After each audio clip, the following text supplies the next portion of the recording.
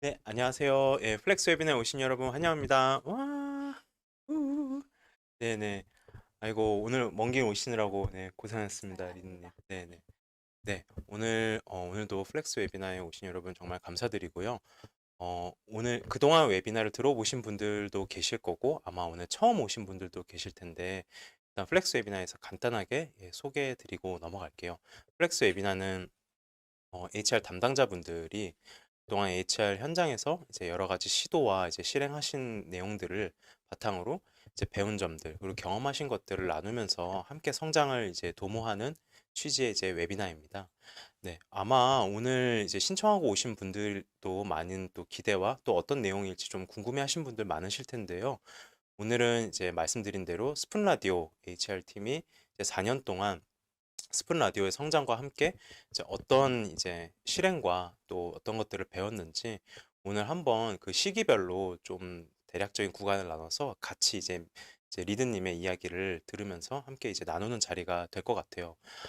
저희가 그 웨비나에서 랜딩 페이지나 이제 안내 드릴 때 말씀드렸는데 이제 오늘 함께 해주시기로 하셨던 이제 이정현 이제 스푼 라디오 인사 기획 매니저님이 아쉽게도 이제 코로나로 지금 회복 중이십니다. 그래서 오늘 박미연 리드님께서 이제 또 준비하시고 이제 하시느라고 좀 되게 고생이 많으셨는데요.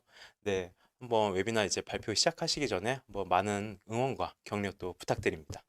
네, 오늘 이제부터 발표를 시작하실 텐데요. 네, 그러면은 이제부터 이제 스푼 라디오 HR 팀의 4년 회고 지금부터 이제 시작하시겠습니다. 네.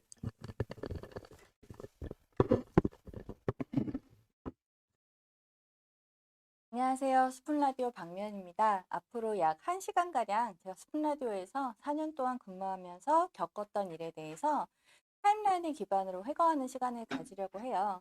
사실 오늘 발표는 이제 매니저님께서 말씀해 주신 것처럼 저희 팀 정현님하고 함께 하기로 했는데 어제 바로 확진 판정을 받으셔서 오늘은 저 혼자 좀 진행을 하게 된 점 다시 한번 양해 부탁드리겠습니다.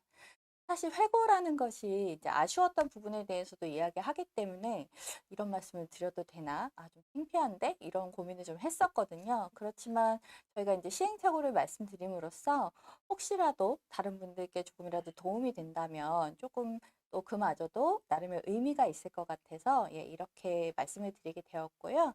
기회를 마련해 주신 플렉스와 그리고 매니저님께도 감사하다고 인사드리고 싶습니다. 많이 준비하지 못했어요. 그리고 또 혼자 하려니까 더 떨리는데 혹시 좀 실수하더라도 너그럽게 들어주시면 감사하겠습니다.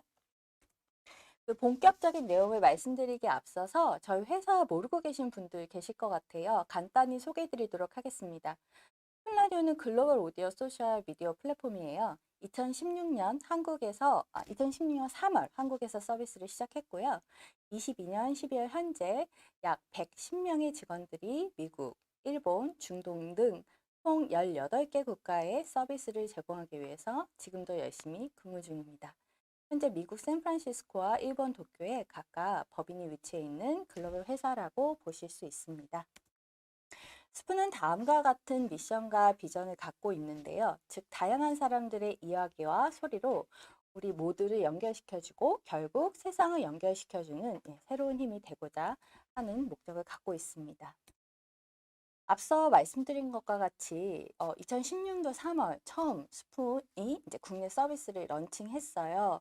보시면 아시겠지만은 지금과는 이제 사뭇 다른 모습의 스푼을 보실 수가 있으십니다.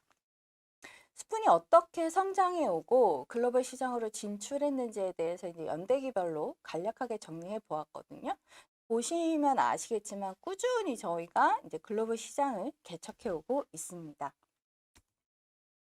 말씀드린 것처럼 스푼 라디오에서 제가 보낸 4년을 다음과 같이 이렇게 세 개로 좀 나눠 봤어요. 사실은 이제 2017년부터 20년 이때를 성장기라고 볼 수 있을 것 같고요.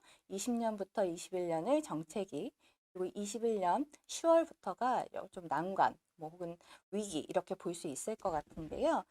다음 장에서부터 자세히 설명해 드리도록 하겠습니다. 이건 스플라드 성장기예요. 스타트업의 성장기 하면 제일 먼저 떠오르는 게 아마도 제이커브 아닐까 싶습니다. 표지도 이렇게 좀 제이커브로 만들어 보았고요. 보이시나요? 저희도 이렇게 제이커브를 겪었습니다. 경제협력개발기구에서는 스케일업 기업을 매출이나 고용이 최근 3년간 평균 20% 이상 성장한 기업이라고 정의하고 있는데요. 대체로 이러한 급성장기에는 이렇게 J커브를 많이 보입니다.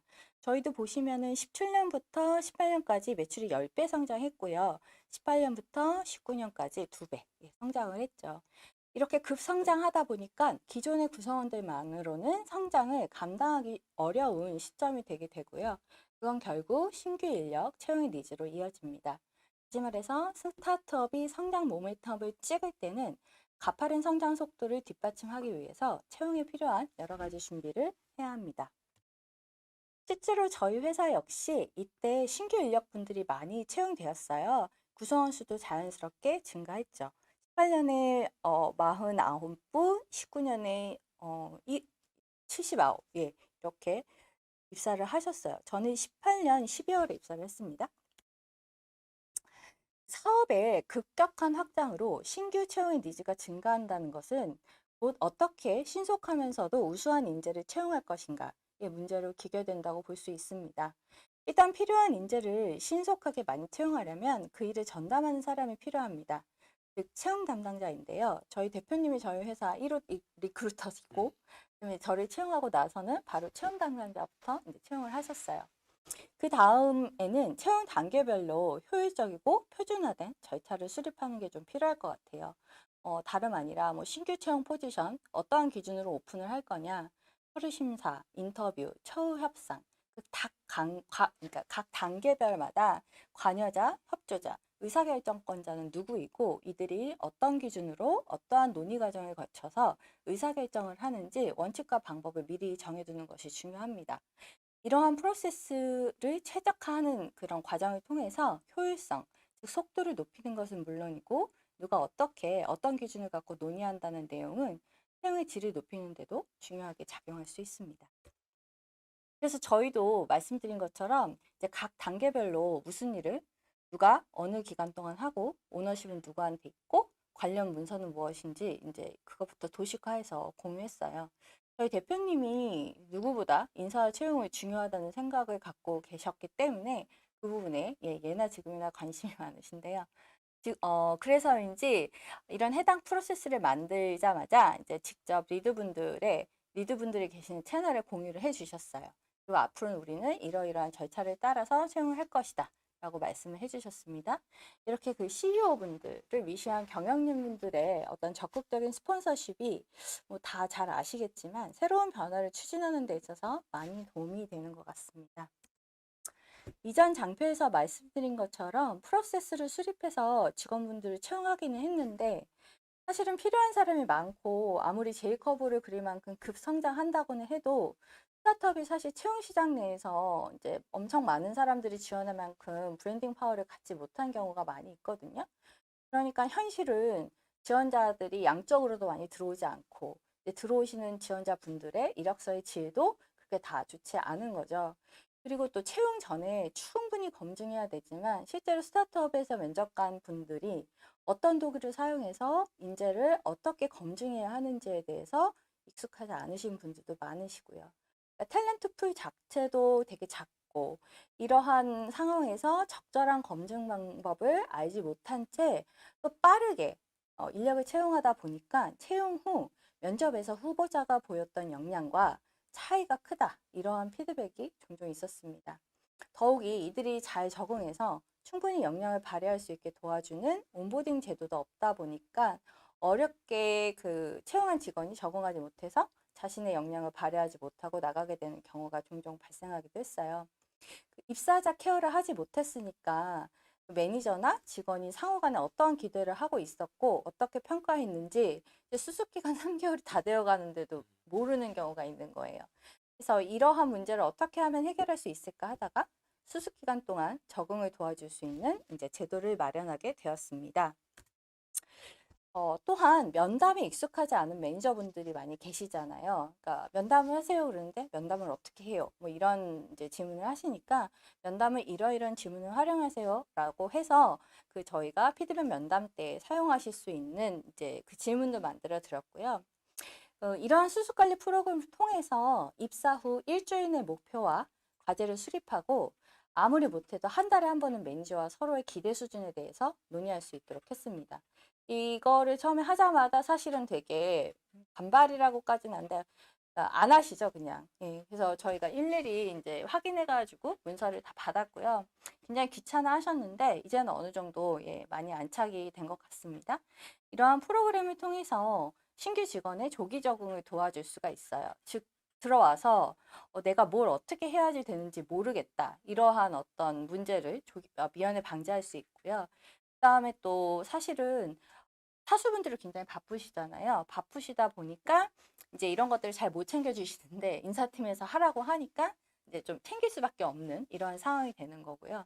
그러니까는 결국 수습 기간 동안 적응을 잘 하실 수 있게 도와드릴 수 있는 거고, 또 설사 수습을 통과하지 못해도 목표를 세우고 그거에 대해서 꾸준히 서로 의견을 주고받기 때문에 나중에 이제 본인이 수습을 통과하지 못해도 내가 왜 어, 어떠한 이유로 수습을 통과하지 못했는지 알 수 있고요. 적어도 난 잘하는 줄 알고 있었는데 내가 수습을 통과하지 못했다고? 이러한 어떤 깜짝 놀랄 만한 커뮤니케이션은 예, 일어나지 않았습니다.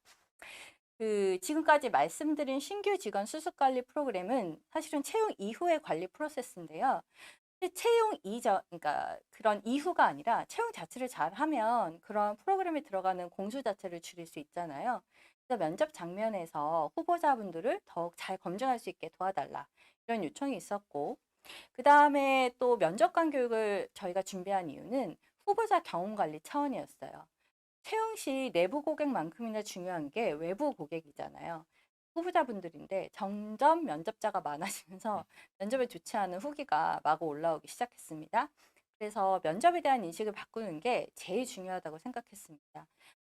장표에서 보이는 것과 같은 목표를 갖고 면접관분들을 위한 트레이닝을 만들어서 진행을 했는데, 이때 목표는 딱 두 가지였어요. 면접이 일방적으로 내가 후보자를 평가하는 게 아니라 상호간에 평가하는 그러한 어떤 프로세스다. 그 다음에 면접 사전 준비에 최소 30분 이상의 시간을 좀 투자하자. 이렇게 두 가지가 저한테는 가장 중요한 목표였고요. 이러한 면접관 교육을 이제 진행을 하려고 하니까 대표님께서 이제 대표님을 비롯한 모든 경영진 분들까지 다 필수로 참석을 해야 된다라고 말씀을 하셨습니다. 그래서 첫 번째 세션에 저희 대표님 참석하셨고, 다른 세션에도 모든 경영진 분들이 다 참석을 하셨어요. 해당 면접관 교육을 받지 않으면 스푼라디오에서는 직원을 채용할 수 없다. 즉 면접을 볼 수 없다라는 규칙도 정했고요. 전 직원이 모두 면접관 교육을 받았고, 이후로 입사하시는 분들에게도 뭐 단체 교육이든 혹은 개별 교육이든 꾸준히 예, 면접관 교육을 진행하고 있습니다. 장표에 보이시는 분이 오늘 발표 같이 도와주시기를 했던 이정현님이세요. 그래서 제가 이제 이렇게 급성장기의 채용을 겪으면서 과연 어떤 것이 좀 우리가 잘했고 어떤 건 좀 많이 안타까웠나를 생각을 해봤어요. 사실 예전에는 양보다 질이 더 중요하다고 생각했거든요. 뭐 지금은 사실 꼭 그렇다고 생각하지는 않습니다. 그때 회사가 처한 상황이나 전략에 따라서 때론 질보다 양이 중요할 때도 있는 것 같아요. 다만 어디에 방점을 두든지 상대적으로 이제 경시되기 쉬운 부분, 간과하기 쉬운 부분을 뭔가 보완할 수 있는 장치를 마련해서 좀 운영을 해야 되겠다라는 생각이 들고, 채용 전담자를 채용하고 프로세스도 좀 다시 정비하고, 그다음에 수습기간 관리 프로그램을 만들고 면접관 교육을 했던 건 그나마 저희가 조금 잘했던 점이라고 볼 수 있을 것 같아요. 그런데 좀 많이 아쉬운 점들을 정리를 해봤는데, 사실은 저희가 특정 기간 동안에 어떤 지원하시는 분들에게 선발 과정이나 채용 결정 후 보상에 대해서 혜택을 주는 채용 이벤트를 진행해 보지는 못했어요.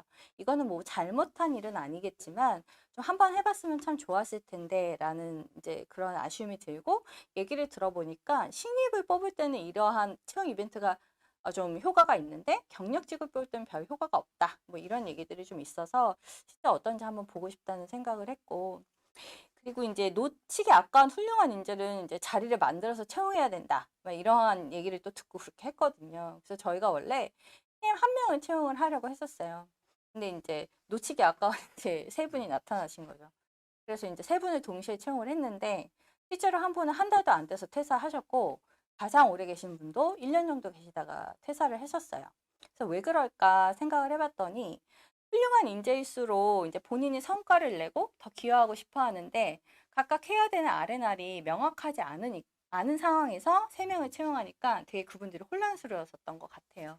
그러니까 사실은 뭐 한꺼번에 많은 분을 채용한 것 자체가 문제라기보다 그렇게 많은 분을 채용하면은 각각의 어떠한 역할을 할지에 대해서 R&R에 대해서 명확하게 규정을 했으면 그분들이 또 잘 적응하실 수 있었을 텐데 그렇지 못해서 좀 힘들었던 것 같고 특히나 이미 이제 체계가 잡힌 회사에서 오신 분들은 이제 굉장히 스타트업 같이 좀 뭐라 그러지? 유연한 조직에서는 혼란스럽다는 피드백을 많이 주시는데 그런 상황에서 R&R마저 명확하지 않으면 예, 혼란이 더 가중되는 것 같습니다.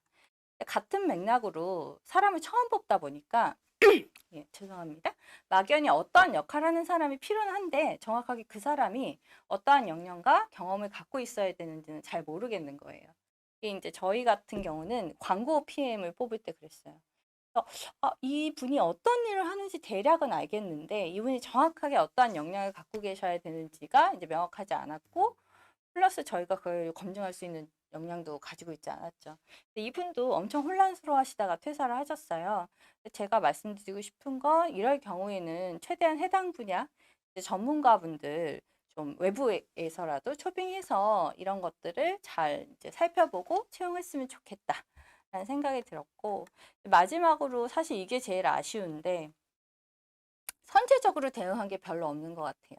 항상 이제 단기적으로 막 일이 터지면 임기응변을 했고 뭔가 채용이 정말 장기적으로 혹은 통합적으로 혹은 조금 더 전략적으로 예, 접근하지 못한 게 굉장히 많이 아쉽습니다. 이게 뭐 어떻게 보면 스타트업의 숙명 같기도 해요. 그치만 이제 정말 아쉬운 건 이런 거를 해야겠다라는 생각 자체도 별로 없이 그냥 놓쳐버린 거예요. 만약에 제가 아무리 바쁘고 정신이 없었어도 이런 걸 이렇게 해야 된다라는 어떤 인식이 있었으면 시간이 있을 때 했거나 아니면 시간을 내서 조금씩이라도 했을 것 같은데 이제 그런 거를 생각지 못하고 그냥 지나간 거죠.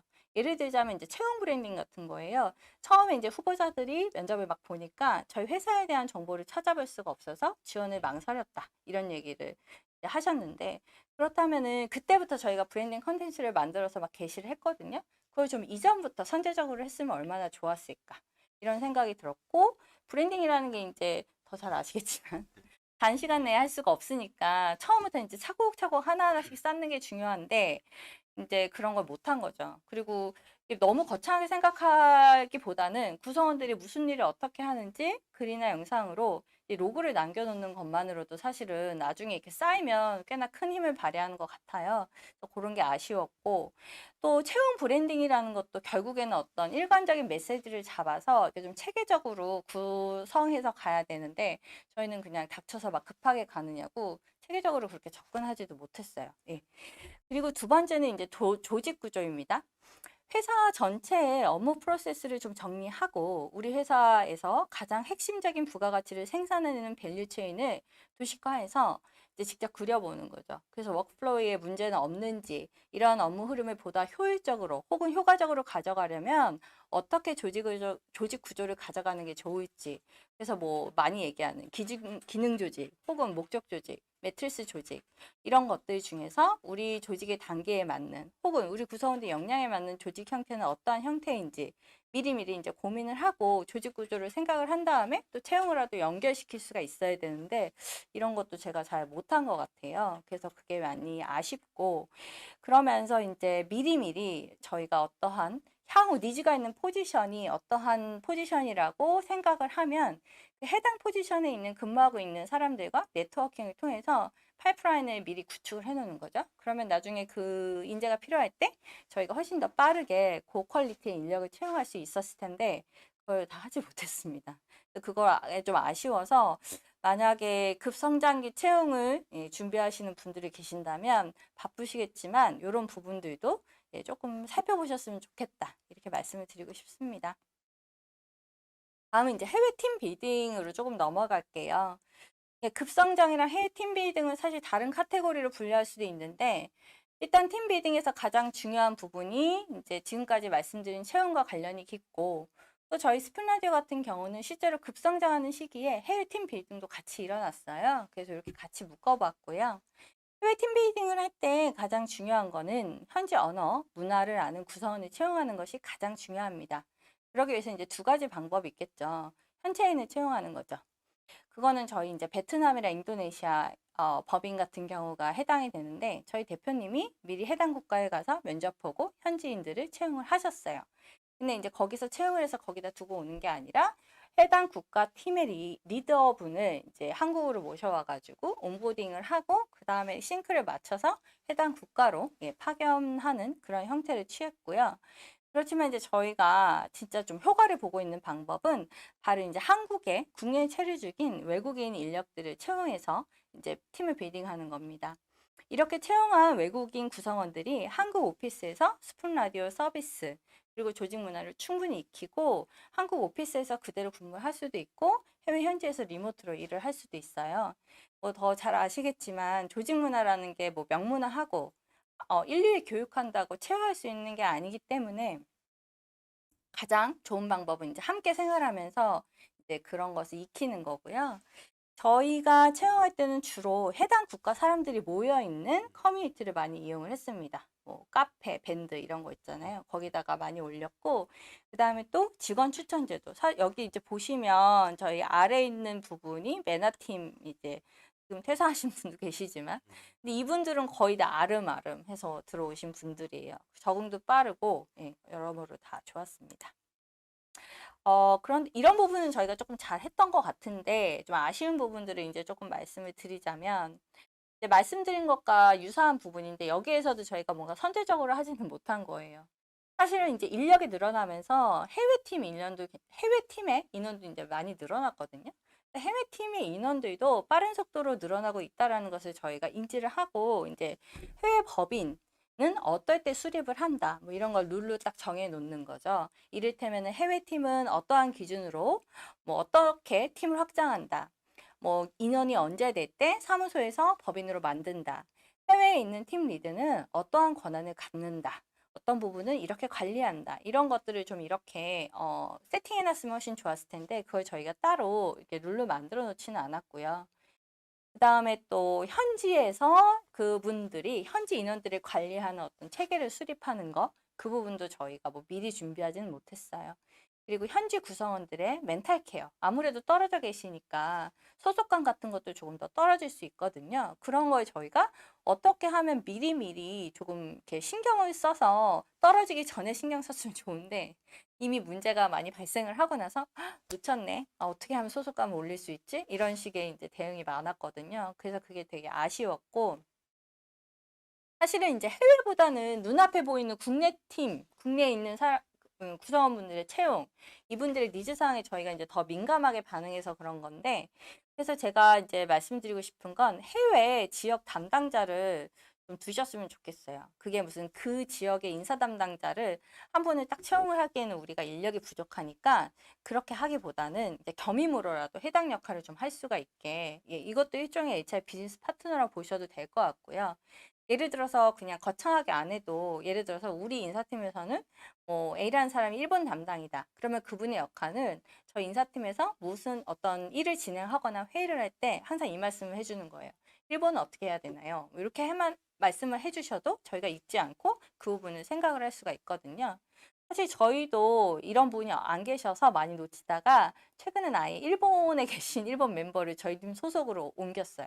그렇게 되니까 확실히 이제 많은 일들을 추진할 때 일본은 생각을 안 할 수가 없게 되더라고요. 그분 항상 얘기를 해주시니까 그게 굉장히 좋은 팁이었고 그 다음에 또 말씀드리고 싶은 건 해외에 계신 구성원분들을 당연히 채용했으니까 믿고 맡겨야 되는데 그럼에도 불구하고 자주 연락하고 반드시 직접 현지를 주기적으로 방문해서 상황을 파악하셔야 된다라고 말씀드리고 싶습니다. 인도네시아 법인 같은 경우 지금은 저희가 그곳에 이제 서비스를 종료해서 없지만 저희가 믿고 맡긴 그 리더분이 알고 보니까는 굉장히 심각한 문제를 발생시키고 있었어요. 네, 그 가서 이제 막 그 저희 대표님이 가셔서 수습하시느냐고 되게 고생 많이 하셨고 한국에서 6개월간 직원을 파견을 해서 해당 문제를 이제 해결을 했거든요. 그래서 이런 부분도 조금 유념하셨으면 좋겠고 뭐 당연한 얘기지만 각 국가마다 노동 관련 법률의 차이가 있으니까 이거는 이제 노무사분들 또 각 에이전시, 현지 에이전시 활용해서 예, 좀 파악해 놓으실 필요가 있겠다라고 말씀드리고 싶습니다. 그리고 그러니까 외국 국적의 리더들이 한국에 체류하시면서 직원을 채용하고 관리를 하시는데 이분들은 한국의 노동법을 잘 모르시잖아요. 한국의 노동법 상으로는 하면 안 되는 행동을 하실 때가 있어요. 이게 문제가 될 수 있기 때문에 이러할 때도 필수적으로 한국에 계신 직원분들을 채용하고 관리할 때 필요한 노동법을 좀 미리 알려드리면 좋을 것 같다라는 생각이 들었습니다. 그리고 이제 조금 더 아쉬운 건 현지 채용에 있어서 저희가 많이 관여를 하지 못했어요. 물론 이제 현지에 전적으로 권한을 주는 것도 한 가지 방법인데 그렇지만 이제 하나의 회사니까 같은 뭐 아이덴티티, DNA가 있어야 하고 이러한 부분들을 뭐 저희 팀이 직접 검증을 하거나 혹은 현지에서 그분들이 잘 검증할 수 있게 저희가 뭐 트레이닝을 잘 하거나 이렇게 했어야 되는데 이 부분에 있어서 굉장히 부족했습니다. 언어가 문제가 될 수도 있고 시차가 문제가 될 수도 있는데 뭐 핑계인 것 같고요. 결국엔 그래서 통역을 활용해서라도 적극적으로 이런 부분들을 대응해야 한다고 생각합니다. 그렇게 하지 않으면 같은 회사 사람인데 너무 다른 어떤 가치관이라든가 예, 그런 걸 갖고 있는 사람들 안 그래도 문화 자체가 다른데 그런 분들을 채용해서 좀 곤란해지는 경우가 있는 것 같아요. 그래서 이제 조금 정리를 해보면 그 조직이 제이커브를 그리면서 급성장할 때 예, 제가 지금 생각해보면 그냥 급증할 때는 정신을 똑바로 차려야 한다. 이렇게 한 문장으로 이렇게 정리를 좀 하고 싶습니다. 그게 정신이 정말 없거든요. 닥치는 거 하다 보면 바빠서 봐야 될 걸 보지 못하고 그냥 막 놓치고 그래서 선제적으로 뭔가 일을 대응하지 못하고 계속 아 뭐지? 계속 하루 종일 뒤치다거리만 하고 있네? 이런 느낌을 받게 되기도 해요. 그래서 가능하시면은 조금 선제적으로 대응을 하시거나 정 힘들면 이제 사후 처리라도 이렇게 정신 똑바로 차리고 해야 한다. 이렇게 좀 말씀을 드리고 싶습니다. 네, 그 다음에 이제 미션, 비전, 그 다음에 뭐 핵심 가치에 대해서 말씀을 좀 드릴게요. 원래 뭐 20명, 아니면 10명 이하, 20명, 30명 이렇게 가면서 점점 이름을 모르는 동료가 발생을 하죠. 그래서 이제 실제로 그렇게 커지는 거에 대해서 적응을 못 하시는 분들이 꽤 계세요. 우리끼리 친했을 때가 좋았다. 이러면서 어떻게 회사 사람들이 이름을 몰라? 막 이런 얘기들을 하시기도 하고. 그러면서 이제 회사 전체가 하나의 팀이었는데 여러 개의 팀으로 쪼개져서 작동을 하기 시작을 하는 거죠. 그리고 신규 경력직 분들이 이제 대거 들어오시잖아요. 그러니까 서로 자기가 일하던 방식이 맞다고 이제 막 주장을 하시거든요. 그게 신규 직원들끼리도 부딪히고 신규 직원과 예전에 계시던 분들도 부딪히죠. 그래서 회사 전반은 이럴 때는 이제 여러 가지 문화들이 막 공존을 하니까 회사 전반을 하나로 아우를 수 있는 예, 그런 문화, 또 일하는 방식이 필요하다. 이런 것들이 좀 대두되기 시작합니다. 그래서 저희가 2019년 3월에 이제 전 직원 핵심 가치 워크숍을 진행을 했어요. 이때 저희가 이렇게 모여가지고 정말 우리가 원하는 우리 회사의 미션은 뭐고, 비전은 뭐고, 우리가 정말로 추구해야 하는 핵심 가치가 무엇인가에 대해서 이제 의견을 다 받았고요. 그 다음에 구성원 대표로 구성된 핵심가치위원회를 한 2달 동안, 예, 이렇게 하면 3달이겠네요. 운영을 했습니다. 그래서 그분들과 함께 문장을 다듬었고, 그 다음에 그 다듬은 문장을 갖고 위원회가 아닌 다른 구성원들의 의견까지 쫙 수렴을 해서 마지막으로는 경영진 워크숍을 통해서 예, 핵심가치 리뉴얼 작업을 완료했습니다. 들어가기 전에 5가지가 있었고 이때 리뉴얼 작업을 통해서 20가지가 됐어요. 그리고 이때 좀 특이했던 건 완전한 바텀업이었어요. 탑다운이 아니라. 말씀드리고 싶고 아, 예? 예. 그래서 그 최대한 많은 구성원들의 공감대를 얻어내려고 정말 완전히 바텀업으로 진행을 했고요. 그 다음에 핵심 가치를 내재할 수 있는 다양한 활동들, 이벤트들 시도했어요. 보이실지 모르겠는데 뭐 핵심 가치를 기반으로 팀의 문화를 만들어 보세요. 이런 것들 저희가 이제 이거 팀 런치 시간에 이렇게 하세요. 이런 얘기들 하면서 예, 조금 더 내재화시키려고 노력을 했고요. 그다음에 핵심 가치를 측정할 수 있는 행동 지표를 개발해서 다관점 피드백 문항으로 활용했습니다. 그러니까 핵심 가치를 내가 일상생활에서 얼마나 잘 실천하는지 보이고 있는지를 이제 1년에 2번씩 체크를 한 거죠. 뭐 나쁘지는 않았어요. 그렇지만은 이제 다만 내용이 너무 많고 이제 20가지나 되니까 기억하기가 좀 힘든 게 있었고요. 그다음에 또 사실은 이렇게 1년에 2번 평가하는 것도 좋지만 그거보다 더 정말 매일매일의 일상에 녹아 들어가야 되는데 그러기에는 이제 너무 많이 길고 많았다. 이런 피드백이 많이 있었고 그다음에 이벤트 같은 것도 뭔가 이렇게 장기적으로 시리즈로 구성이 되기보다는 굉장히 단발성 이벤트에 그쳤다. 이런 것들이 좀 많이 아쉬움으로 남았습니다. 인력이 급증하면서 지금 채용을 얘기를 했고 그다음에 또 저희가 핵심 가치 얘기를 했는데 비전, 미션, 핵심 가치 조직을 하나로 묶어줄 수 있는 그다음에 또 이제 대두되는 것들이 바로 이제 리더십에 대한 니즈거든요. 자연스럽게 팀을 리딩하는 포지션에 대한 니즈가 발생을 해요.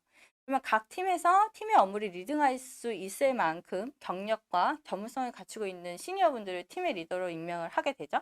근데 이제 이분들은 전문성이 있어요. 자신의 업무들을 잘 하세요. 근데 문제는 팀을 리딩해 본 경험은 없으세요. 그러니까 리더십의 부재 혹은 부족으로 문제가 발생을 합니다. 심지어 이제 퇴사도 하세요. 그래서 이거 안 되겠다. 우리가 정말 리더십에 대해서 좀 개발하는 프로그램을 만들어야겠다라고 해서 2019년 4월부터 7월까지 저희가 리드분들을 대상으로 리더십 그룹 코칭 프로그램을 진행을 했습니다. 이때 당시에 지금 정확하게 기억이 안 나는데 리딩을 해보신 경험이 있으신 분들이 팀 리딩을 해보신 경험이 있으신 분들이 뭐 한 20분 중에서 한 3, 4분 정도 됐었던 것 같아요. 그러니까 굉장히 적은 거죠. 그래서 이분들을 대상으로 그룹 코칭과 그다음에 또 개인 코칭으로 나뉘어서 진행을 했고요. 호건 리더십 어세스먼트라는 어떤 진단 도구를 활용해서 리더로서 본인의 강점과 개발 영역을 이제 스스로 좀 판단하실 수 있게 도와드렸고, 그다음에 리더십 코칭 효과를 극대화하기 위해서 구성원들을 대상으로 한 팔로워십 교육을 실시를 했습니다. 이것도 되게 중요하거든요. 그리고 왜냐하면은 리더십 교육만 하면은 그래서 리더가 변하면 그 팔로워들이 우리 리더가 왜 저러지? 이게 잘 모르는 경우가 있어서 예, 그런 것들을 먼저 조금 교육하는 것도 중요하고 그러한 이제 프로그램을 통해서 기본적인 리더십 이론 학습, 피드백 및 코칭 모델 예, 그런 것들을 이제 실습을 할 수가 있었죠. 그게 이게 2주에 한 번씩 계속 돌아갔기 때문에 플랜도시 사이클에 의해서 예, 지속적으로 학습을 할 수가 있었고 이때도 사실은 이런 거 꼭 해야 되냐? 바빠 죽겠는데. 인사팀에서 하는 많은 거는 이런 거 꼭 해야 되냐는 말을 굉장히 많이 듣죠. 근데 이제 저희 또 경영진 분들이, 대표님이랑 경영진 분들이 되게 강력한 스폰서십을 주셨어요. 그래서 다 해라. 그래서 경영진 분들도 대표님도 다 코칭 받으시고, 예. 그렇게 해서 조금 그나마 예, 저희가 구성원분들의 조금 호응을 얻어낼 수 있었던 것 같고요. 여기 보시면은 저희가 이제 각각 진행했던 예, 그러한 내용들이 다 있습니다. 각 주차마다 어떠한 내용을 다 다뤘는지 예를 들어서 뭐 동기부여, 몰입, 피드백, 코칭 실제 사례를 논의를 하는 거예요. 뭐 우리 직원 누구가 동기부여가 너무 안 된다. 뭐 이런 식에 대해서 서로 논의를 하고 그러면 이렇게 한번 해보자. 실행 과정에 결정을 합니다. 그러면 그걸 갖고 팀원들이랑 실천을 하죠. 그리고 이제 갖고 와서 또 얘기를 해요. 해봤는데 안 되더라. 해봤는데 효과가 있더라. 이런 식으로 계속 진행을 했고요.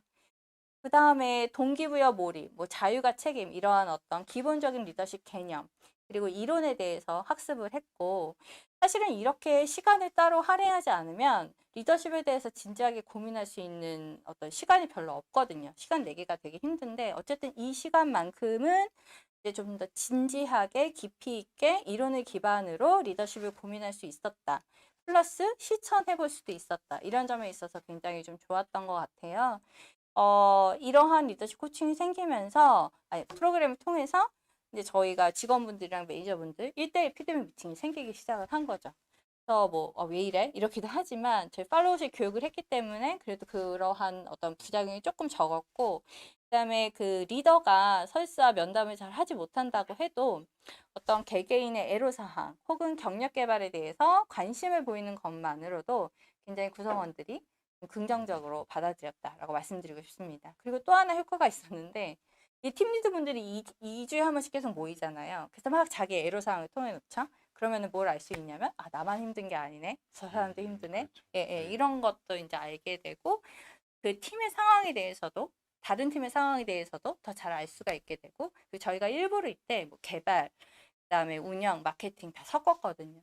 그렇게 되니까는 팀 리드들 간의 친밀도나 이해도가 증가를 하니까 협업에도 되게 도움이 됐던 것 같아요.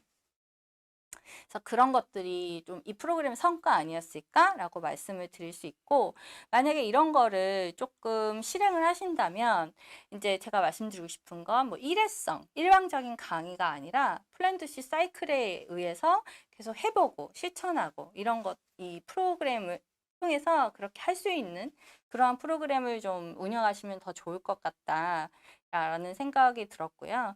그다음에 아까도 말씀드렸듯이 팀원분들을 위한 교육도 꼭 있어야 된다. 예를 들어서 맨날 불러가지고 막 뭐라고 하던 이제 그러한 리더가 갑자기 리더십 교육을 받아서 와가지고는 아, 뭘 도와드릴까요? 그러면 이제 팀원분들이 네. 놀라거든요. 뭐 잘못 드셨나? 뭐 이러는데 팀원 교육을 통해서 우리 리더들은 이제 달라질 거라는 걸 미리 어쨌든 간에 노티하면은 팀원들도 거기에 대해서 음. 조금 더 협력적으로 예, 할 수 있고 또 그래야 리더분들도 더 열심히 하실 수가 있죠. 예를 들어서 리더가 되게 막 준비해가지고 갔는데 팀원분이 왜 저러세요? 왜 이러세요? 이러면 이제 그 리더분이 아 역시 그냥 예전에 그렇죠. 하던 대로 하는 게 더 낫구나 뭐 이런 식으로 될 수 있기 때문에 이런 것들을 좀 주의하셨으면 좋겠다라고 말씀을 드리고 싶습니다.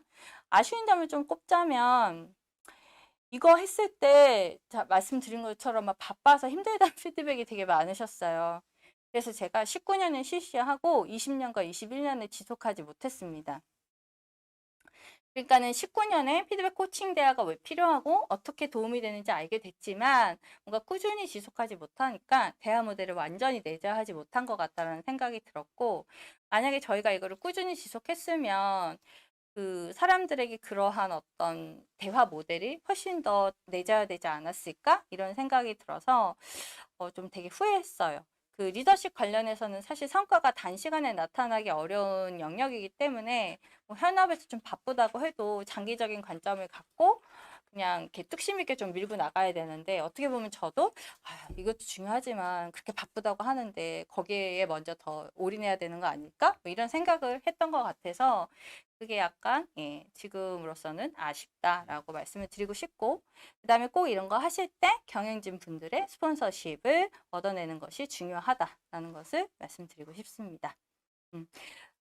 뭐 우리 회사에서는 당장 이렇게 거창하게 하기 힘들어요라고 하시면 뭐 그렇게까지 거창하게 하지 않고 요즘에는 너무 내용이 많잖아요. 리더십 아티클도 있고 유튜브도 뭐 매니저님께서 좋은 리더십에 대한 이런 웨비나를 또 마련해 줄 수도 있고 이런 거 하면 그러한 내용들을 요약해서 서로 공유하고 그 다음에 이거 우리가 한번 어떻게 어떻게 적용해 보자라는 것을 얘기하고 어떻게 적용했는지 서로 나누고 이 역할을 HR에서 할 수도 있거든요. 혹은 저는 대표님이 하실 수도 있다고 생각을 합니다. 이렇게 하는 것도 좋은 방법이 될 수 있다라고 말씀드리고 싶습니다. 마지막으로 건의함인데요. 인원수가 늘어나니까 많은 구성원들의 다양한 니즈를 일일이 들을 수가 없게 되잖아요. 그러면 이제 이분들이 어디 가서 얘기하냐면 자플래닛이나 블라인드에 가서 이제 얘기하신단 말이에요. 네. 네. 근데 이제 사내 슬랙 익명 게시판 한번 만들어 보자라는 얘기도 했는데 그거는 이제 너무 실시간으로 글이 업로드 되는데 혹시 개인에 대한 공격이 올라오면 위험할 수도 있다 이런 의견이 있어서 우리 그럼 슬랙 하지 말고 조금 약간 레트로하게 오프라인 건의함을 설치하자 그래서 화장실에 이렇게 설치했어요. 약간 소원수리 같이 해가지고 설치를 했고 이 건의함은 의견을 에스컬레이션 하는 그런 채널을 의도해서 디자인을 한 겁니다. 그리고 구성원들이 많아지면 많아질수록 다양한 종류의 커뮤니케이션 채널을 만들어줘서 커뮤니케이션의 흐름이 단절되지 않게 해줘야 한다고 생각을 했고요. 이렇게 건의함을 만들고 사람들이 이제 의견을 처음엔 많이 안 냈었는데 점점 활발하게 의견을 내기 시작했어요. 다음 장에서 보여드리면 저희가 코로나 때 이렇게 온라인으로 바꿨거든요. 그랬더니 이제 사람들이 더 많이 의견을 내기 시작을 했고, 여기 보이시는지 모르겠는데 되게 이렇게 뭐라 하지, 약간 귀여운 의견들도 있고, 예를 들어서 뭐 제로콕을 펩시콕으로 바꿔주세요, 이런 것도 있지만 굉장히 무거운 주제들도 많이 있어요. 회사의 방향이라든가 전략, 인사 정책에 대해서 다른 의견들을 제시하는 것들도 있어서, 그렇지만 저희가 일일이 이렇게 답변을 달고, 예, 하나도 스킵하는 거 없이, 예, 다 달아드렸습니다. 다음은 이제 스푼 라디오의 정체기가 왔어요. 이제 성장만 있으면 좋은데, 예, 20년 한 중반부터 정체기가 온 것 같고, 이러한 이제 정체기에서 성장세를 회복하기 위해서 이제 여러 가지 시도를 했는데, 그 중에 두 가지를 좀 말씀드리고 싶습니다. 예, 유명한 OKR입니다. 저희도 20년에 처음 OKR을 도입했고요. 새로 입사하신 PM분이, 이건 실리콘밸리에서 성과를 내는 방식이다, 꼭 해야 된다라고 하셨어요. 근데 나쁜 건 아니죠. 근데 이제 저희가 준비 기간을 너무 짧게 잡는 바람에 OKR로 파생될 수 있었던 많은 문제들을 충분히 고려하지 못하고 OKR을 그냥 도입하게 되었어요. 지금 생각해보면 당시 조직 구조가 OKR을 하기에 적합한 구조가 아니었어요. 그리고 또 도전적으로 목표 수립을 해야 되니까 OKR을 평가랑 연결시키면 안 돼 라고 했지만, 결국에 이들이 맡은 업무의 상당량이 OKR 관련이 되는데, 그러면 OKR과 보상을 분리하면 어떻게 하겠다는 거지? 이것도 굉장히 설득력이 약했고, 그 다음에 또 OKR을 운영하기 위해서 CFR이 수반되어야 한다고 이야기를 하는데, 이 부분에 대해서도 사실 충분히 이야기하지 못했습니다. 결국에는 상품에서 이거를 OKR을 이제 상품 그룹에서 이니시에이트 했는데, 그럼에도 불구하고 이게 이제 일하는 방식과 성과에 대한 어떤 사람들의 인식을 변화시키는 변화 관리 업무였기 때문에 인사팀과 좀 더 긴밀하게 논의하고 준비해서 킥오프 했어야 되는데, 그렇게 하지 못한 게, 예, 굉장히 후회가 됩니다. 제가 좀 잘 못한 것 같아요. 그래서 그 OKR을 도입하시려는 조직이 계신다면, 이건 저 말고도 굉장히 많은 분들이 얘기를 하시던데, OKR 도입해서 제대로 운영할 수 있는 토양, 즉 조직 문화가 제대로 갖추어져 있는지를 좀 꼭 보셨으면 좋겠고, 조직 구성원들의 역량이라든가 성향, 그리고 우리 조직의 비즈니스 성격 등 여러 가지 측면으로 좀 고민을 해보시고 도입하셔라 하시면 좋겠다, 이렇게 말씀을 드리고 싶습니다. 다음으로 소개드리고 싶은 건 이제 스푼 칭찬 캠페인. 저희가 이제 스칭캠이라고 이제 줄여서 불렸고요. 조직이 정체가 되면, 우리 왜 정체하고 있지? 왜 이전의 성장세처럼 성장을 하지 못하지? 라는 거를 여러 부분에서 이유를 찾기 시작을 하죠. 그러면서 이제 우리 조직 문화에 뭐가 문제가 있을까 했더니, 조직 문화가 너무 경직되어 있다라는 거예요. 칭찬을 안 한대요. 맨날 야단만 치고 잘하면 본전이다. 예, 그러니까는 되게 사기가 저하된다. 칭찬 한 번 받으면 진짜 열심히 할 수 있을 것 같다, 뭐 이런 얘기들을 많이 했어요. 근데 이런 부분에 대해서 이제 대표님한테 말씀을 드렸고, 그래서 이렇게 스팀캠이라는 것을 기획을 하게 되었습니다. 그리고 또 저희가 궁극적으로 스팀캠을 통해서 사실 이루고 싶었던 어떤 목표는 피드백 리치 문화를 만들고 싶었어요. 즉, 피드백을 굉장히 서로 솔직하게 풍부하게 주고받는 그러한 문화를 만들고 싶었는데, 이렇게 만들기 위해서 가장 필수적인 요소가 바로 심리적 안정감이라고 이야기를 했고, 심리적 안정감을 조성하는 데 있어서 긍정적 피드백이 중요한 역할을 하기 때문에, 나중에는 뭐 정말 극도로 솔직한 피드백까지 이제 주고받을 수 있게 되지만, 일단은 칭찬이라도 좀 주고받아 보자. 그렇게 긍정 정서를 촉진시켜서 서로 간의 신뢰를 형성해야 솔직한 피드백을 할 수도 있고 수용을 할 수도 있기 때문에, 예, 이러한 목적을 갖고 또 시작을 했어요. 처음에 되게 약간 거창하게 했습니다. 뭔가 시작한다는 네. 느낌을 딱 주고 싶어가지고, 오렌지 미팅 때 저희가 이렇게 CEO 메시지도 만들고 칭찬 마카론을 이렇게 준비해가지고 저희 대표님이랑 경영진분들이 구성원분들한테 일일이 칭찬하면서 나눠주셨어요. 그렇게 했고, 예전에 이제 저희가 핵심가치 내재화 이벤트를 되게 연속성 없이 막 단발적으로 진행을 한 것을 저희가 이제 레슨런을 삼아서, 이번에 우리가 조금 체계적으로 한번 캠페인을 진행해보자. 그래서 이제 먼저 경영진분들을 칭찬해 드리는 캠페인을 했어요. 그 이유가 뭐였냐면, 우리 경영진분들이 왜 칭찬을 안 할까? 칭찬을 받아보지 못해서다. 칭찬도 네. 받아본 사람이 할 수 있다. 뭐 이렇게 얘기를 해서 그렇다면 우리가 먼저 해드리자. 그래서 경영진분들이 이제 칭찬을 막 해드렸고, 그다음에 팀리더 분들, 그다음에 구성원 칭찬 등 이렇게 나름 시리즈로 예, 준비해가지고 저희가 캠페인을 했고요. 하면서 중간중간에 칭찬을 왜 해야 되는지에 대해서 아티클 같은 거 정리해서 정보를 공유하기도 했습니다. 그리고 이제 슬랙에 이런 식으로 게시판도 만들었어요. 이게 될지 모르겠는데, 되네요. 저희가 이렇게 영상까지 막 찍어가지고, 어떻게 슬랙 게시판에다가 칭찬을 할 수 있는지에 대해서 뭐 이런 식으로, 예, 약간 재미있게 좀 해봤고요. 다음에 저희가 이렇게 그 구성원들이 칭찬한 다른 구성원들을 대상으로 월 1회 선정해서 상을 수상했습니다. 이게 무슨 얘기냐면, 저희가 칭찬하실 분은 이제 뭐라 그래야 되지? 다 사람들한테 칭찬해 주실 동료분들이 있으면 칭찬해 주세요라고 얘기를 해요. 그러면 칭찬을 하고 그분을 왜 칭찬했는지에 대한 사유도 이제 써주시죠. 대표님이 보시고 그럼 이게 되게 훌륭하다라고 픽하셔가지고 그분을 직접 대표님이 이렇게 상을 주시는 거예요. 근데 이것도 사실은 대표님이 먼저 하자고 하셨어요. 왜냐하면 본인께서 칭찬에 인색하다는 피드백을 듣고 내가 직접 변화하는 모습을 좀 보여주고 싶다라고 하셔가지고 이렇게 이제 진행을 했고, 이게 21년 11월을 마지막으로 계속 진행할 수 없었지만 총 27명이 이렇게 그때 이렇게 직접 상도 주시고 뭐 선물도 주시고 같이 사진도 찍고 그렇게 했죠. 이걸 왜 계속 진행하지 못했냐? 바로 스푼라디오에 위기가 왔기 때문입니다. 이 위기가 왔는데 뭔가 되게 회사 분위기가 굉장히 안 좋은데 막 칭찬으로 붐업시키기가 좀 어려웠거든요. 그래서 보셨던 바와 같이 정체기를 벗어나기 위해서 조직적으로 여러 가지 노력을 했는데 결과가 별로 좋지 않았어요. 당시 계속 투자 유치를 하려고 노력하고 있었고 10월 초까지만 해도 1차 추심을 통과했다. 뭐 이런 얘기도 들었고. 그래서 사실 그렇게까지 급박하게 상황이 돌아갈 거라고 생각하진 못했는데 결국 투자 유치가 잘 안 됐고 자금 흐름이 꼬이면서 근무하고 계신 구성원분들의 30% 이상을 이제 떠나보내야만 하는 그런 지경에 이르렀습니다.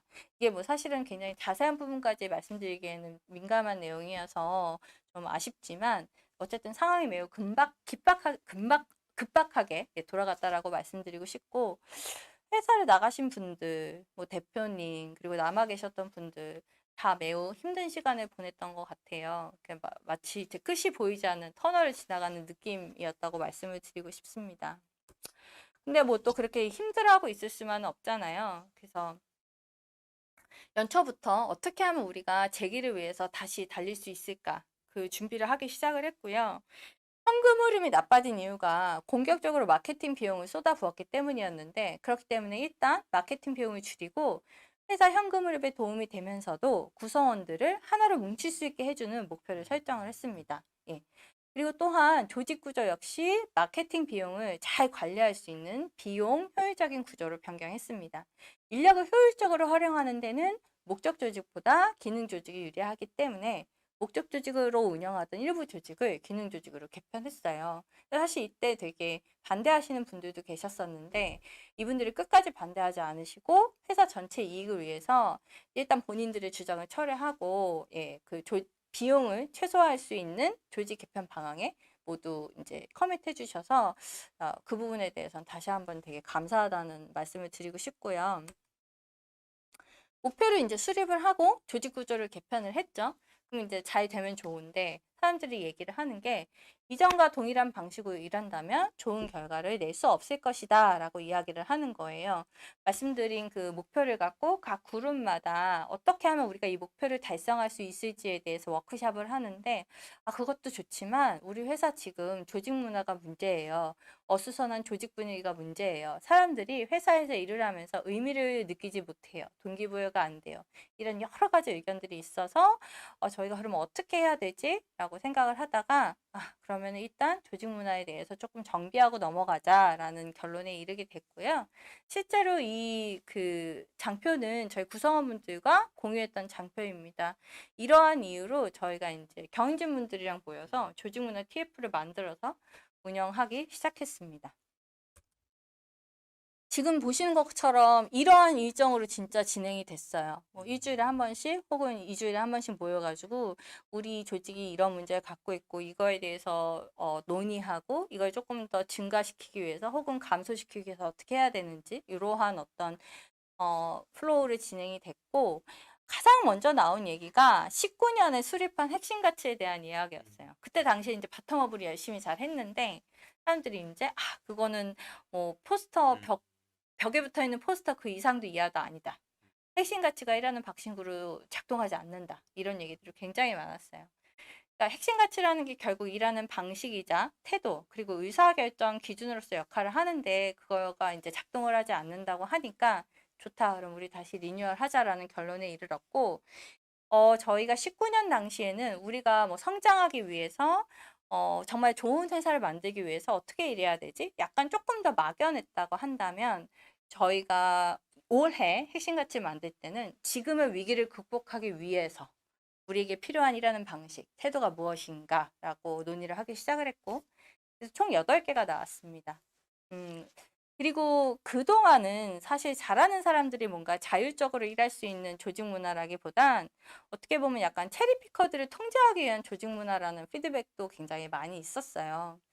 뭐 조금 더 구체적으로 말씀드리면 근무 시간이라든가 근무 장소에 대한 자율권을 원하시는 분들이 많았죠. 근데 뭐 그런 부분에 대해서 사실 회사가 뭐 상당히 호의적이라고 말씀드릴 수는 없었는데 근데 이런 부분에 대해서도 논의를 했고 그다음에 또 되게 결과는 좋지 않았는데 사람들이 다 너무 열심히 일을 한 거예요. 그러니까 다시 달려야 되는데 이미 번아웃돼서 우리는 달릴 수 없다. 이런 의견도 많이 있었고요.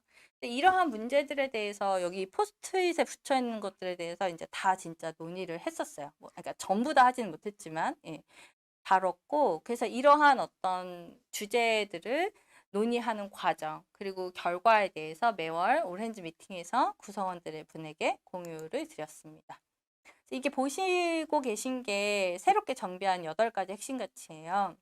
저희가 20가지 예전에 있었던 거에서 이제 너무 잘한다. 졸업해도 되겠다라고 하는 거는 제외를 했고 저희가 주로 초점을 맞춘 건 우리가 왜 이렇게 일을 못하고 있지? 라는 거에서 가장 문제의식이 많이 나왔던 게 조직 내 정보 공유가 잘 되고 있지 않는다였어요. 그리고 각자가 내가 잘하고 있는지 잘 모르겠다. 그리고 더 잘할 수 있는 방법이 없는지 이런 부분에 대해서 피드백을 주고받지 못하고 있다. 이런 얘기를 해서 저희가 보시는 것처럼 요 위에 있는 4개는 다 그 협업에 관련된 거. 그다음에 이렇게 잘하고 있나요? 고맙다고 한다. 말하지 않으면 모른다. 이거 전부 다 요거는 또 이제 커뮤니케이션에 대한 거. 그런 내용으로 되게 선택과 집중해서 했습니다. 사람들이 이걸 보고서는 일단은 선택과 집중해서 좋다. 그 다음에 어쨌든 기억하기 쉽다. 이런 피드백을 많이 주셨고 또 이렇게 스티커도 만들었어요. 그리고 핵심 가치 설명서라고 해서 이건 사실 다 나눠드리진 못했지만 그래서 각각의 핵심 가치를 실제 일상생활에서 어떻게 활용하는지에 대해서 자세히 설명되어 있는 문서도 제작을 했습니다. 뭐 저 지금 잘하고 있나요? 이거는 어떨 때 사용하는 것인지, 어떻게 사용하는 것인지 이런 부분에 대해서 자세하게 설명을 했고요.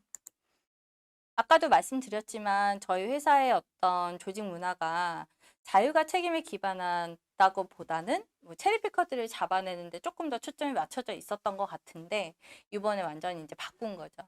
그래서 오전 7시부터 11시 사이에 근무를 시작할 수 있도록 자유 출근 제도를 시작을 했습니다. 이전까지는 저희가 되게 오랫동안 10시 출근을 고집을 했고 10시 출근이 9시, 10시, 8시, 9시, 10시를 변하는데도 시간이 꽤 걸렸거든요. 근데 이제는 그런 것도 필요 없고 그냥 오전 7시부터 11시 사이에 오시고 싶을 때 왔다가 근무하고 가세요. 이렇게 바뀐 거죠.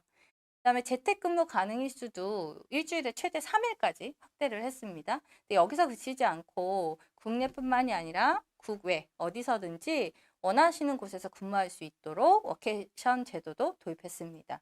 그리고 번아웃에 힘들어하는 구성원들을 위해서 월요일 오전 휴무로 하는 4.5일제도 도입을 했어요. 이런 이제 제도를 다 도입을 하니까 제가 되게 좋았던 게 지각이 없어서 너무 좋다는 거예요. 우리 회사는 지각이 없어서 좋아요. 지각이 있으면 회사 올 때 뛰어야 되고 지하철에 사람이 많아도 늦지 않으려면 타야 되는데 우린 지각이 없으니까 지하철에 사람 많으면 보내도 되고 뭔가 그렇게 즐거운 마음으로 오니까 근무 효율이 더 오른다. 이런 피드백이 있었고요.